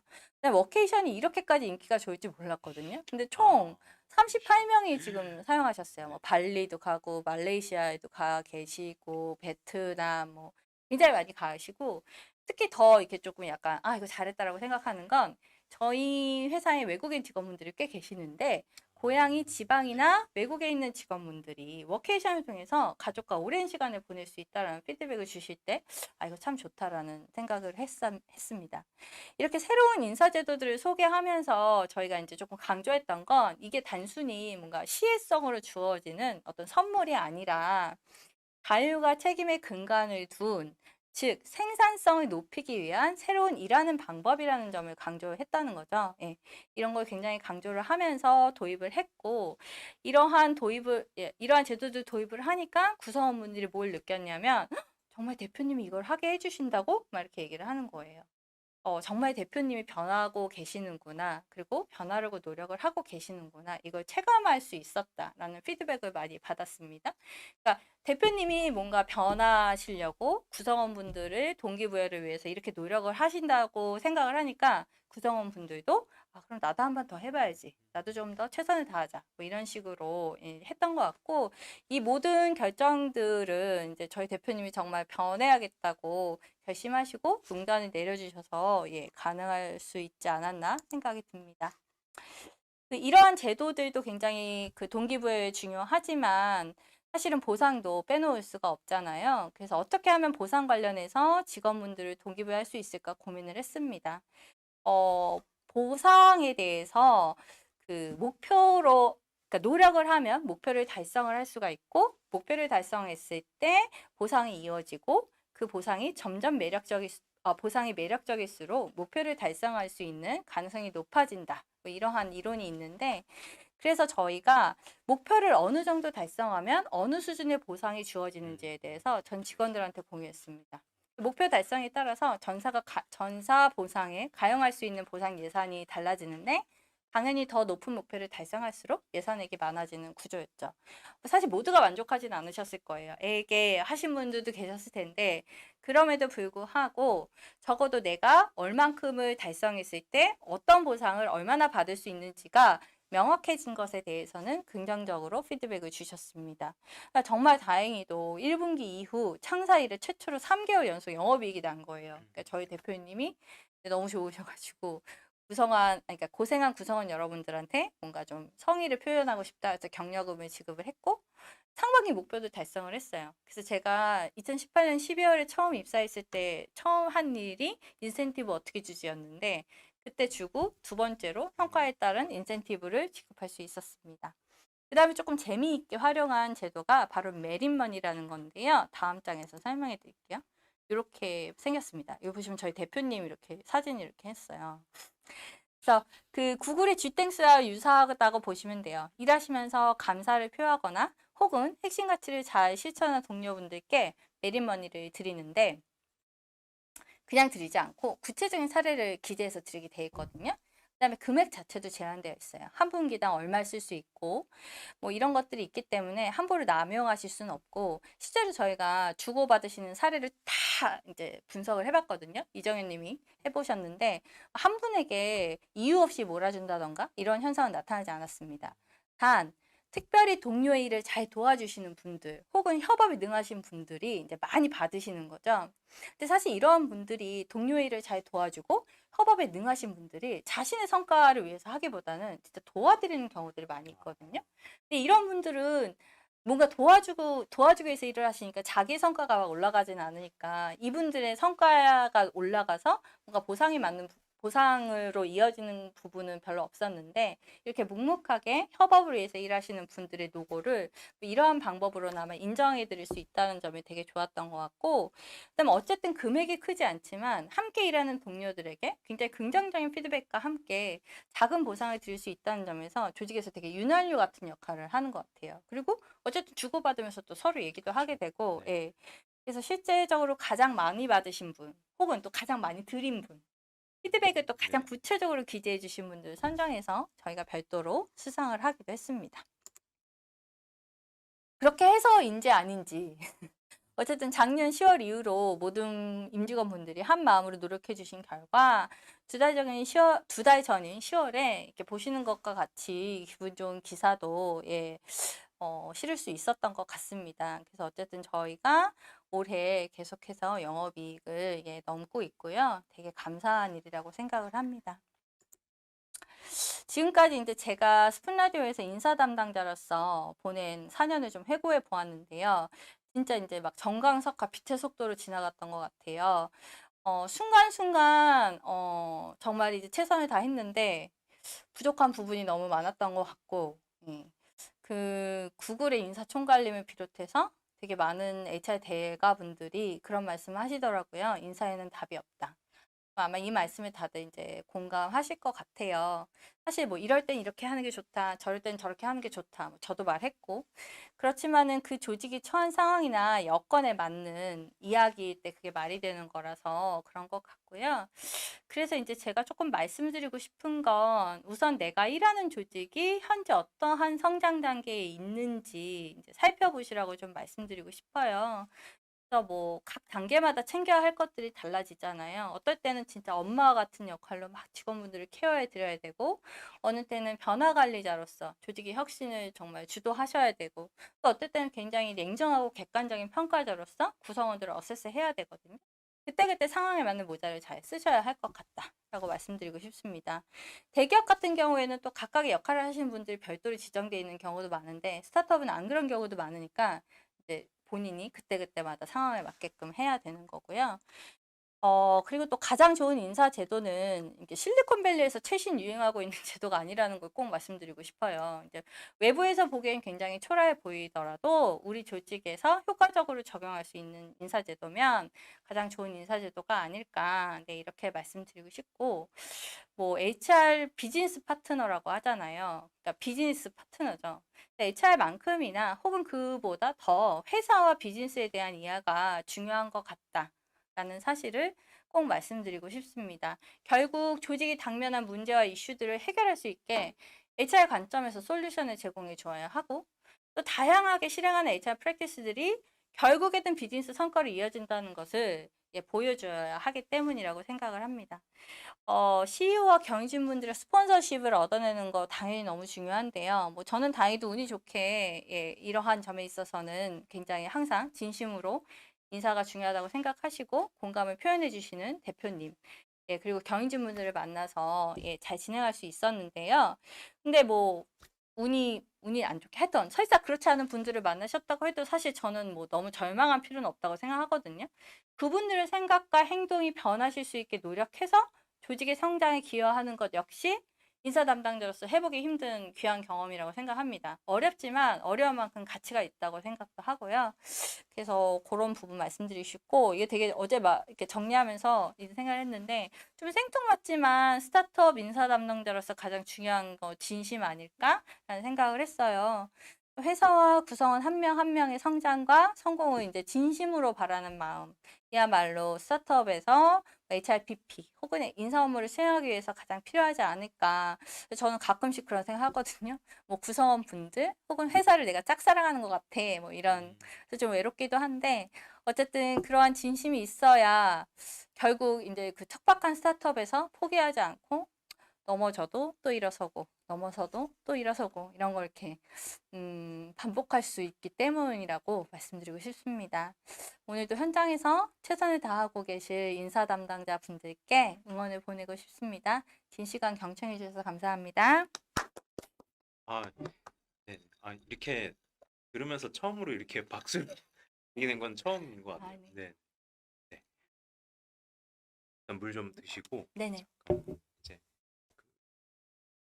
저희 이제 사전 질문 네네. 그 많은 분들이 이제 또 여러 가지 질문을 좀 주셨는데 여기 이제 저희가 실시간 질문들도 이제 지금 계속 주시고 계셔서 네. 적절하게 이제 그동안 받았던 사전 질문 중에서 네. 이제 답변을 이제 주실 수 있는 것들을 같이 한번 답변을 드리고 또 이어서 실시간 질문도 한번 답변을 드려볼게요. 네네. 네.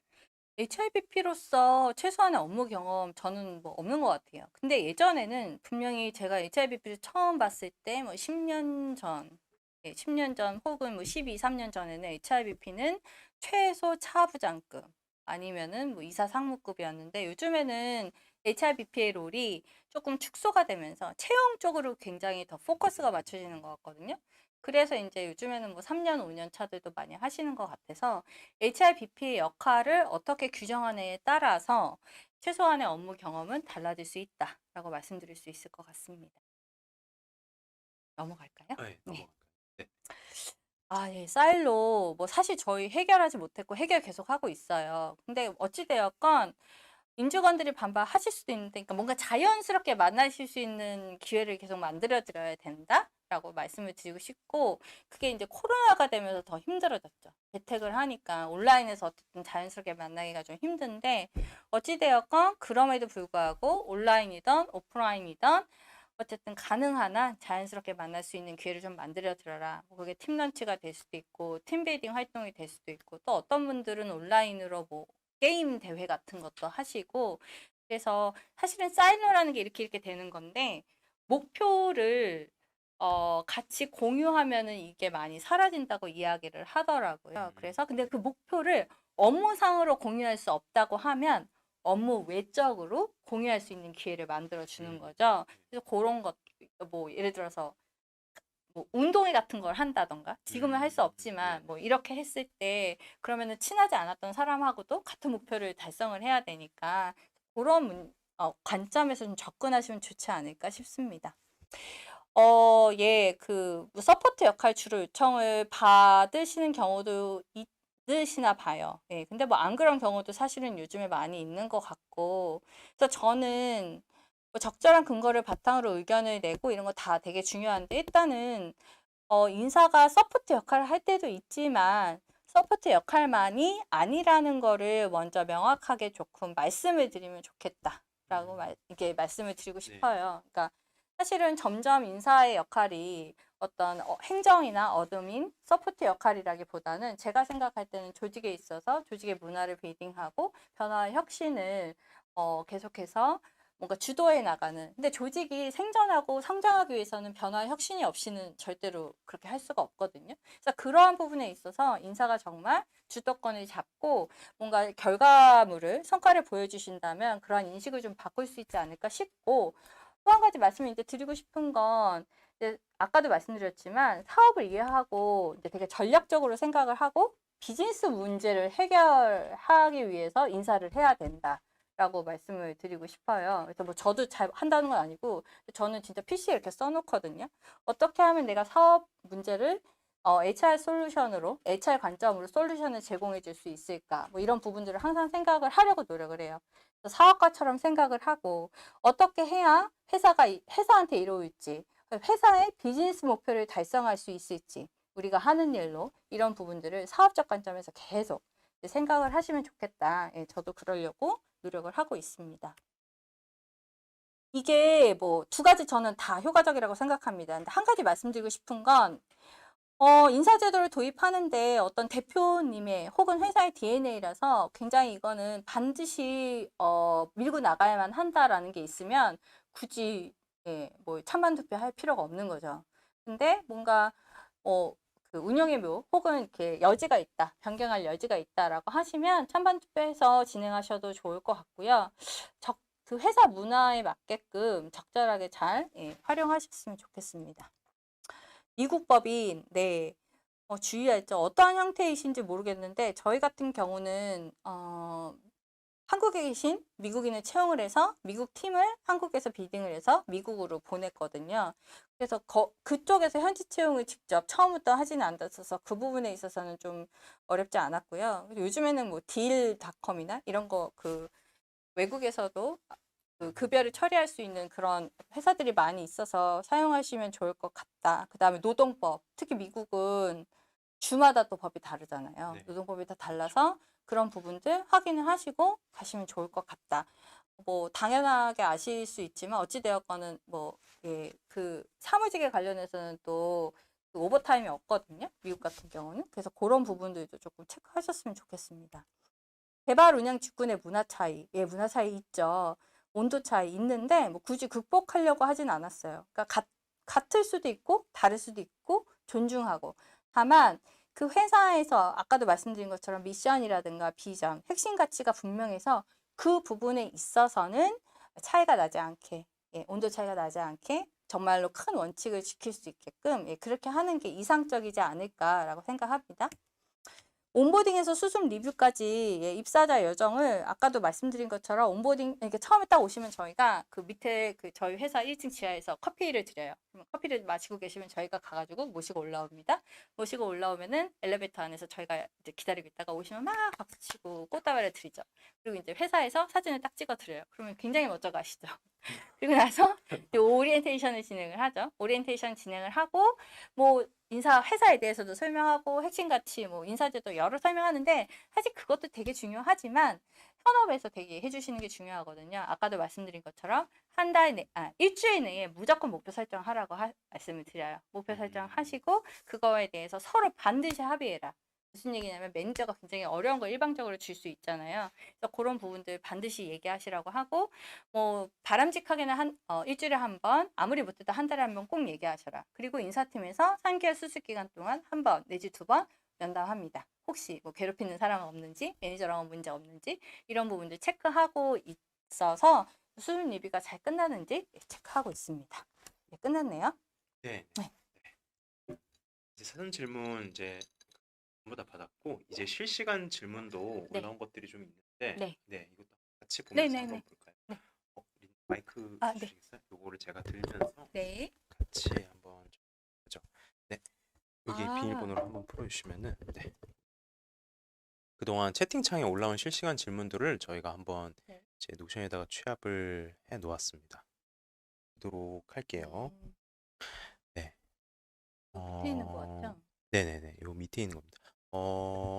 하나씩 한번 쭉 볼까요? 조이님이 핵심 가치 내재와 관련해서 뭐 어떤 활동들을 하셨는지 그건 좀 네. 네, 더 지금 있으시면 기억에 한번 말씀. 나는 건 그때 핵심 가치가 어떻게 하면 그러니까 핵심 가치가 그때는 20가지나 됐었으니까 그중에서 뭐 나한테 내 업무에 가장 중요한 게 무엇인지 우리 팀에서는 이 핵심 가치를 어떻게 활용해서 업무할 수 있을지 이런 거에 대해서 팀원들이 같이 좀 논의해가지고 얘기해달라고 그런 이벤트 했었고 또 교육도 했었어요. 그래서 핵심 가치에서 예를 들어서 뭐 정확하게 예를 들어서 유저 퍼스트라는 핵심 가치가 있으면 그러한 어떤 가치들을 갖고 그런 가치들에 입각해서 행동을 해야지만 해결할 수 있는 과제들을 만드는 거예요. 그 과제들은 게이미피케이션을 활용해서 만들었고 이건 제가 만든 게 아니라 그 다른 회사에서 만든 거를 이제 저희가 그쪽에 부탁을 드려가지고 그러한 게임으로 또 내재와 관련 활동을 한 적도 있습니다. 그 리더십 코칭 프로그램은 아까 보신 것처럼 그 그룹 코칭이랑 개인 코칭, 그 다음에 2주에 한 번씩 이론 배우고 사례 갖고 얘기하고 실천해보고 어땠는지 또 논의하고 이런 부분을 했고 외주 프로그램 사용했습니다. 혹시 뭐 실례가 안 된다면은 뭐 어떤 프로그램이셨는지 네. 이거는 그 제가 아시던 분한테 부탁을 해서 그 네. 회사명을 얘기하기가 조금 좀 네. 그래가지고 나중에 네네. 말씀드리면 제가 소개시켜 드릴 수 네, 있을 것 요거는 같아요. 공개 웨비나에서는 이제 다음에 저희 커뮤니티에서 뭔가 답변 드릴 수 있도록 건의함 답변 공개적으로 게시판에 작성합니다. 네. 공개적으로 게시판 그러면 어떤 오프라인 게시판 같은 거? 아니 그게 아니라 그러니까 오프라인으로 받은 것도 온라인으로 했고 네. 온라인으로 받은 건 당연히 온라인으로 해서 슬랙에 다 올려요. 그래서 그래서 모두가 다 볼 수 네. 있게. 하고 있습니다. 우령님이 OKR을 도입하실 때 어려움이 있었다고 하셨는데 현재는 어떤 상황이신지? 현재 회사에서 어디는 OKR을 사용하고 있고 어디는 OKR을 사용하고 있지 않아요. 그리고 OKR로 성과평가 적용은 하고 있지는 않은데 네. 이게 그룹마다 다르다 보니까 예를 들어서 마케팅 직군은 OKR을 너무 좋아하시고 OKR이 되게 이렇게 성과평가에도 적합하다고 얘기를 하세요. 네. 그래서 거기는 마케팅 그룹 리드 분이 그런 거 이제 성과평가 하실 때 OKR 참고하시는 것 같아요. 그러면 뭐 마케팅이 아니라 뭐 제품 프로덕이나 이런 쪽은 그럼 OKR로 평가를 하지 다른 방식으로 프로덕트도 OKR 사용은 하는데 평가를 OKR로 하지는 전체적으로 다 하지는 않아요.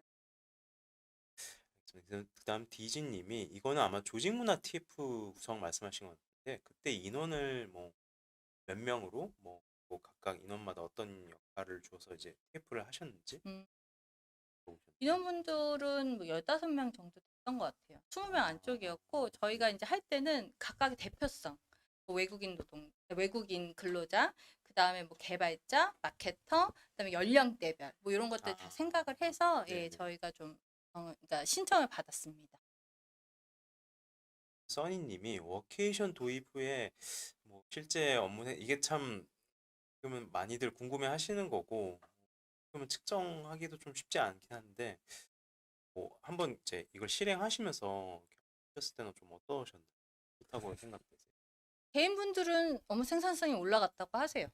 예, 그리고 뭐 이게 네네. 사실은 뭐 어찌되었건 워케이션 실시하기 전에 저희가 위기였는데 워케이션 실시하고 나서 반등을 했죠. 그러니까 이게 뭐 네네. 인과관계라고 보기는 뭐 어렵지만 그쵸. 예, 네네. 시간상은 그렇다라고 말씀을 드리고 싶고 네. 워케이션을 해서 업무에 방해가 된다라는 얘기는 아직까지는 들어보지 못했습니다. 근데 아무나 다 갈 수 있는 거 아니에요. 무슨 얘기냐면 워케이션을 제가 가고 싶습니다. 근데 제 매니저가 당신이 워케이션을 가면 업무상 지장이 있어라고 하면은 갈 수 없어요. 그리고 이것도 이어서 이제 이주실님이 워케이션 제도의 구체적인 운영 방식 그렇죠. 어떻게 보면 되게 이건 디테일한 내용들인데 어떤 지원 비용, 뭐 숙박 제공을 만약에 뭐 서포트를 했는지 아니면 숙박은 알아서 하시라 했는지 네네네. 뭐 이런 것들 한번 공유 가능한 정도 한번 얘기해 줄 네, 수 저희 있을까요? 뭐 공유 가능할 수 있는 게 아무것도 지원해 드리지 않고 네, 저희가 오피스 익스체인지 프로그램이라 그래서 네네. 그는 워케이션이 아니라 단기 파견 프로그램이 있어요. 음, 그거 같은 경우는 뭐 당연히 지원을 해드리는데 워케이션은 철저하게 개인이 가시는 거고 저희는 다만 해외에서 혹은 원하시는 장소에서 일을 하실 수 있다. 그리고 뭐 거기에서 되게 좋은 어떤 뭐 맛있는 거, 좋은 풍경 같은 거 네. 사진 찍어서 이렇게 공유해 주시면 저희가 어, 상품은 드리고 있습니다. 그런 정도 이제 네네네네. 베네핏을 드리는 형태로. 네네네. 네. 그러면 어떻게 보면 뭐 지원이 그렇게 실질적으로 많지는 않은데 그럼에도 불구하고 너무 활발하게 좋아하세요. 제도 되게 네, 예, 예, 좋아하시고 예, 예. 이용하시려는 니즈도 네네네네. 높으셨구나. 네네. 맞습니다. 우령님이 자율과 책임에 기반한 새로운 인사제도 아까 말씀해 네네네. 주신 뭐 출퇴근이라든가 이런 거 주셨는데 이제 생산성이 어떠셨나요? 감소하거나 아니면 뭐 좀 위험한데 우려되는데 이런 의견들이 있었나요? 네. 인사팀 내에서도 뭔가 했을 때 좀 그런 부분이 좀 우려되지 않을까요? 이런 들은 없으셨는지. 어떤 것 같아요. 그리고 저희 네. 측면에서 보면 관리 리소스가 줄어서 좋죠. 누가 아, 지각을 하는지 그걸 근태를 일일이 일일이 이제 예, 체크할 필요 없고 예, 물론 뭐 이분이 혹시 일찍 퇴근을 하고 안 하고 뭐 체크를 해야 될 수도 있겠지만 아직까지 그런 분들을 보지는 못했습니다. 다들 예, 열심히 하세요. 아침 일찍 나오셔도 확실한 건 그 만족도는 높아지거든요. 왜냐하면 시간을 활용을 할 수가 있잖아요. 네네. 예를 들어서 7시 출근하면 4시에도 퇴근을 할 수가 있으니까. 네. 그러니까는 뭐 병원에 갈 수도 있고 내가 그런 어떤 워크앤 라이프 밸런스를 더 네. 이렇게 할 수 있어서 만족도가 높아지고 이런 얘기는 하셨어요. 누가 자기 4.5일제를 하니까 네. 야근을 해도 너무 이렇게 행복하대요. 아, 어차피 월요일 날 오전에 쉴 네네. 거라서 나머지 요일은 되게 즐겁게 야근하고 일을 한다. 뭐 이런 얘기도 하긴 아, 하셨어요. 예. 뭐 어떻게 보면은 네, 그런 식으로 이제 좀 일에 대한 어떤 심리적인 버든을 좀 줄이는 데는 또 그런 것도 있고 영향을 줄 수 똑같이 있네요. 10시간을 일해도 내가 정해서 내가 하고 싶을 때 일을 하는 것과 네, 네. 해야만 해서 일을 하는 거. 예를 들어서 제가 얘기하면 음, 저는 한 정말 자유 출퇴근 되게 하고 싶었던 게 6시만 되면 배가 고파 죽겠거든요. 네, 근데 퇴근 시간이 7시예요. 그러면은 7시까지 근데 저는 과자 부스러기 먹긴 싫고 밥은 먹고 싶고 그렇죠. 그 네, 6시부터 7시까지 일을 안 되는 거예요. 근데 네, 이제는 6시에 밥 먹으면 되거든요. 네. 그런 것들은 저는 되게 좋은 것 같습니다. 이게 사실 또 조직 바이 조직인 것 같아서 한번 그럼요. 실행을 한 번이라도 뭐 그럼요. 파일럿으로 해보면서 네. 이거를 실제 자기 조직에서 뭔가 이게 우리한테 맞는지 안 맞는지를 좀 더 그럼요. 파악하시는 게 사실 네네네네. 이거를 어떤 분들한테 물어봐도 이게 답이 있는 주제는 또 아니더라고요. 아닙니다. 예. 네, 생각이 또 들어봅니다. 네, 디지님이 메릿머니를 보유하면은 이제 이걸 만약에 받으면은 뭐 이걸 어떻게 쓸 수 있는지 약간 이런 음, 관점에서 궁금해하신 은행장님이 것 같은데. 정산해 드립니다. 급여를 아, 넣어드려요. 급여로 네네. 바로 캐시로 들어오는군요. 네, 네, 네. 그렇다고 합니다. 네. 네. 아까 조직문화 네. 필품. 요건 네. 혜인 님이랑 강은진 님은 아까 말씀해 주신 거고, 직지직 님이 이제 HR은 돈을 쓰는 부서라는 인식이 강한데, 이제 요런 이제 뭐 이런 코칭부터 이런 프로그램 이런 것들이 다 돈으로 들어가는데, 이제 아까 말씀해 주실 때는 이제 다행히도 이제 대표님이나 경영진 쪽에서 이런 거에 되게 필요하고 긍정적이라고 생각을 주셨는데, 뭔가 그렇지 않을 때 또는 그럼에도 불구하고 뭔가 이걸 설득을 해야 되는 상황이 혹시 있으셨는지, 그럴 때 뭔가 음. 좀 상이한 팁이라든가 뭔가 기획서나 아니면 이거를 제시할 때 어떤 내용들을 넣으면은 좀 더 수월하게 이게 컨펌이 됐다든가 뭔가 그런 부분들을 좀 궁금해하시는 것 같은데 음. 어떠신가요? 기획서 작성 팁은 없었고요. 네. 사실 CEO 분이랑 상의하는 팁도 특별히 없는 것 같은데, 다만 CEO 분의 니즈가 분명히 있거든요. 그, 이걸 했을 때, 했을 때도 네네. 있고, 그러니까 CEO 분의 페인 포인트가 있어요. 그게 어떤 제가 하는 프로그램이 아니라고 해도 어떤 CEO 분의 페인 포인트가 분명히 있기 때문에, 그러면 그 페인 포인트가 뭘지를 생각을 해서 이걸 음, 하면 그 페인 포인트를 해결할 아, 수가 있다라는 아, 거에 대해서 이제 말씀을 드리려고 많이 노력을 하는 거고, 네.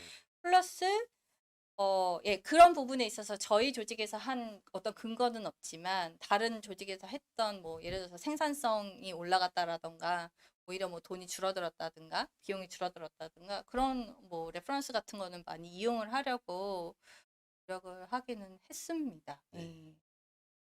예. 네.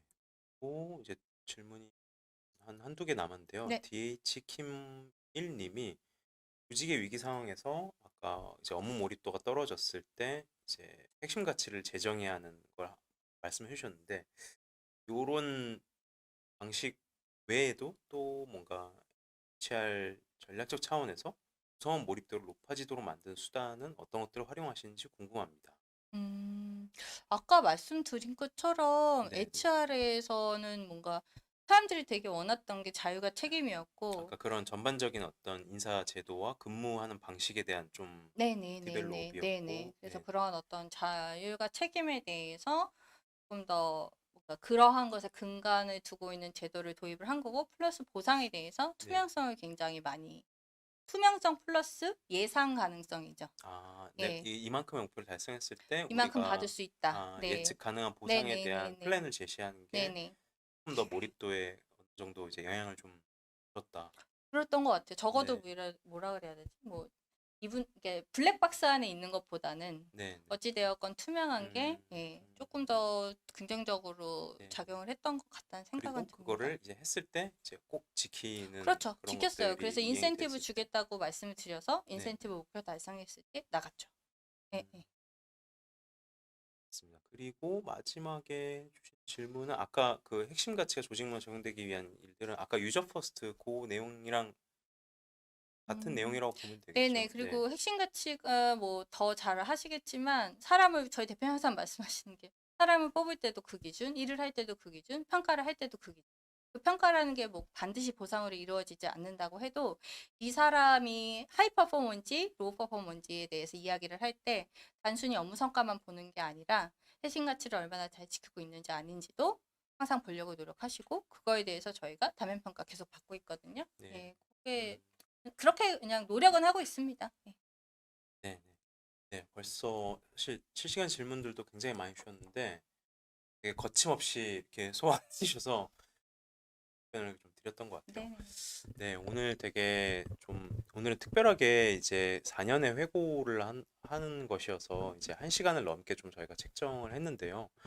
오늘 이렇게 좀 되게 그럼에도 불구하고 되게 들어보니까 되게 짧게 압축이 좀 된 것 같아요. 오늘 이렇게 좀 나오셔서 이렇게 준비하시고 발표도 하셨는데 좀 어떠신가요? 지금 기분이 좀 기분이요. 소회가 아, 네네 소예요. 정리하시면 되게 좋은 기회였다.